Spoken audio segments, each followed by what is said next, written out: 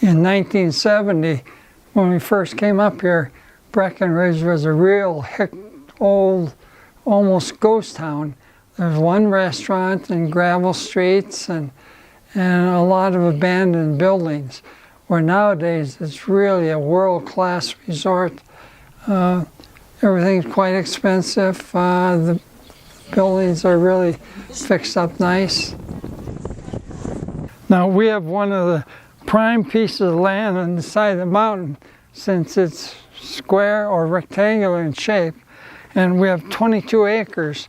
And along with the views of both Lake Dillon and the ski area, I have my own ski run out here, and a snowcat where I groom it, and that's where all the children learn how to ski.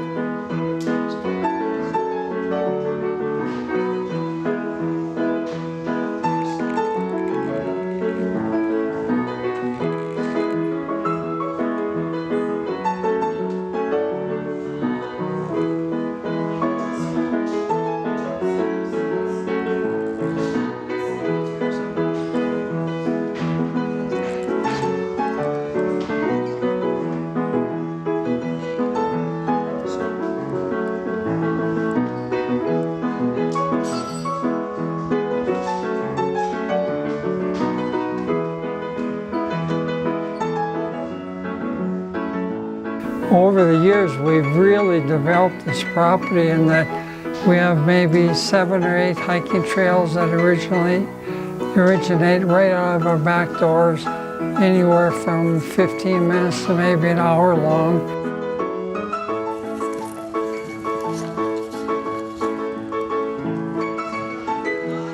How you doing?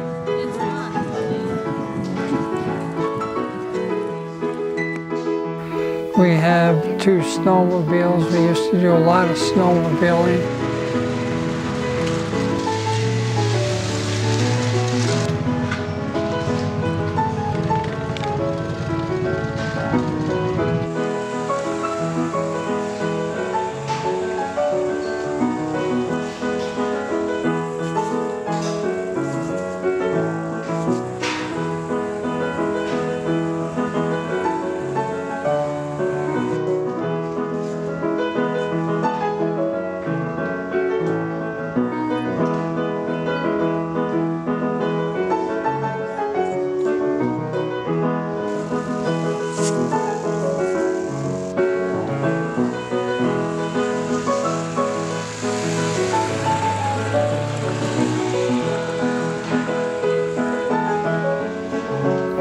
Again, I have my snowcat, so I groom my ski trail, and there's just so much. It's just really beautiful up here.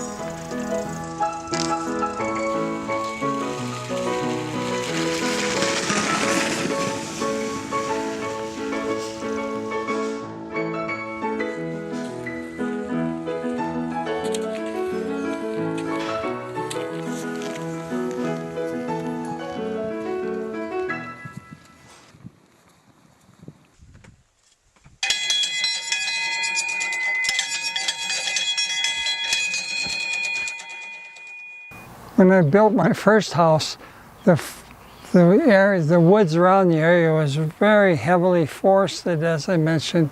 You could not see any of the mountaintops at all for all the forest. Since then, we've had a lot of pine beetle kill, which affects the sap on the pine and kills it. And since maybe the last 5 or 6 years, we've cut over 3,000 big trees and had to haul them off or make firewood out of them.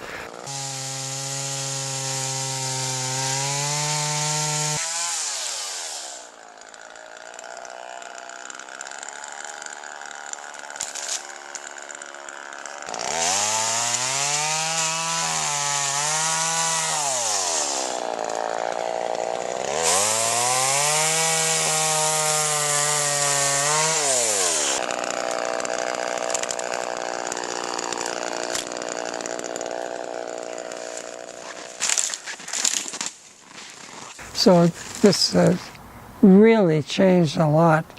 As I said, originally we couldn't see any mountains anywhere.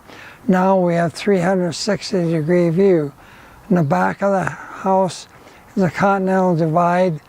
Around the front of the house, the ski area shows redly. If you look way off in the distance, you can see where all the trees had to be clear cut and now it's just soil. The tree line, everything above about 11,000 feet are just rocks and mountains because the trees only grow up to about 11,000 feet.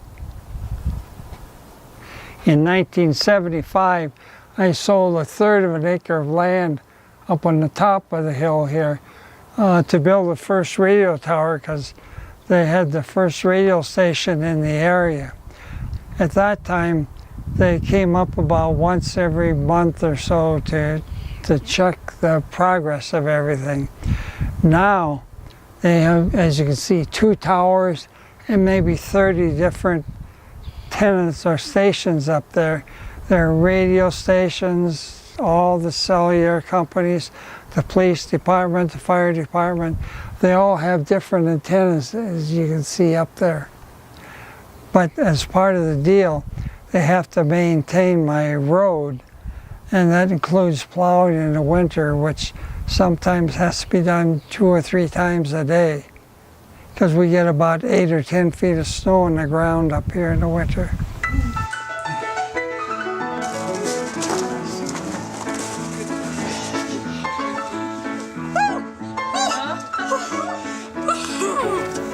When I was younger, we used to do a lot of downhill and cross-country skiing. Now we do a lot of snowshoeing, just right out of our back door.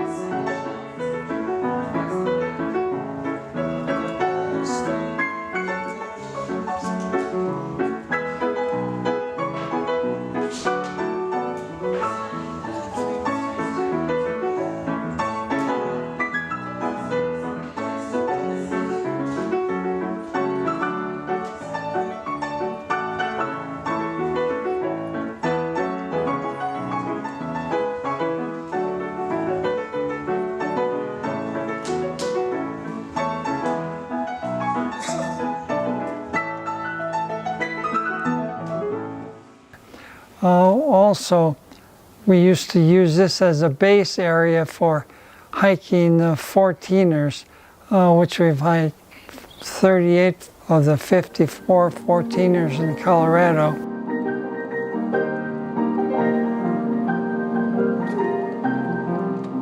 The first year we had this particular house, the new house built, we had 140 different people stay overnight.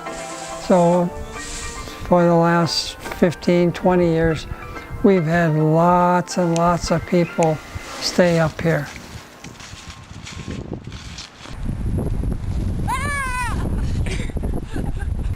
In about 1995, I decided I need more storage for my snowmobiles and ATVs and snowcat.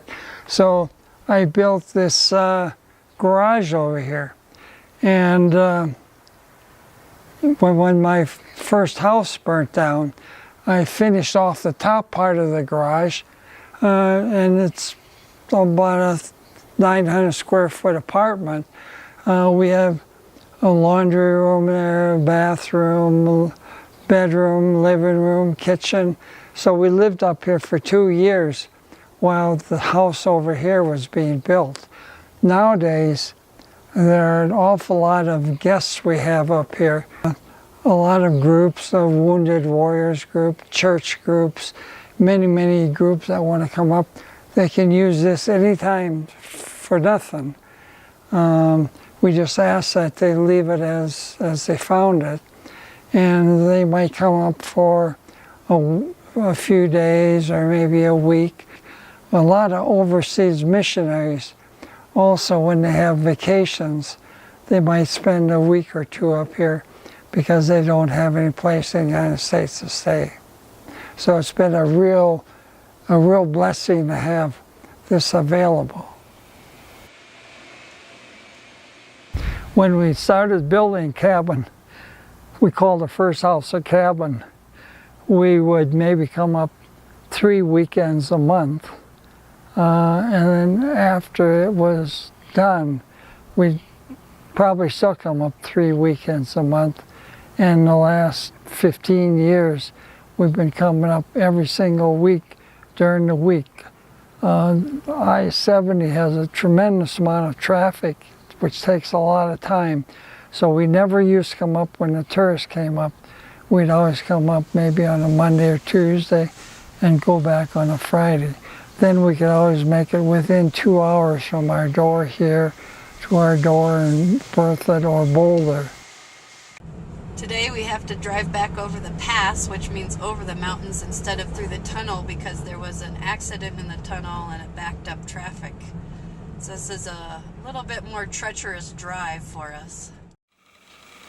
My plan for the future use of the property up in Breckenridge is that I'll be able to use it as long as I can myself, especially in summer times.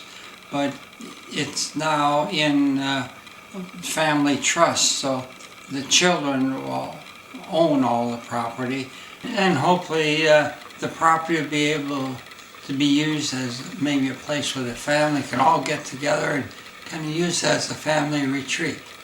It could be a real special place, especially for the grandchildren to grow up having had that in their background.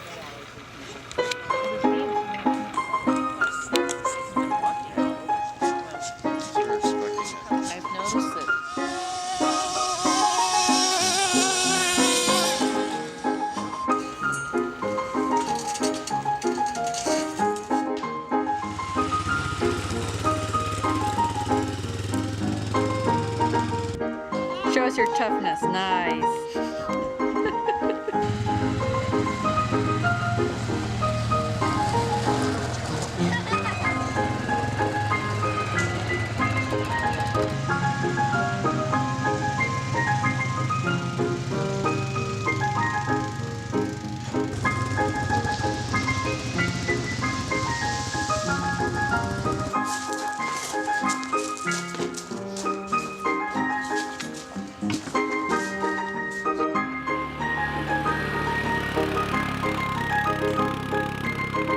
You want to plant trees, Claire? Okay. Okay, put that tree in the hole. Could you put the tree here? Take it out of this? Okay, Claire. Okay. Could you put the tree in the hole? Okay. Right over here. Put it in the hole. Okay.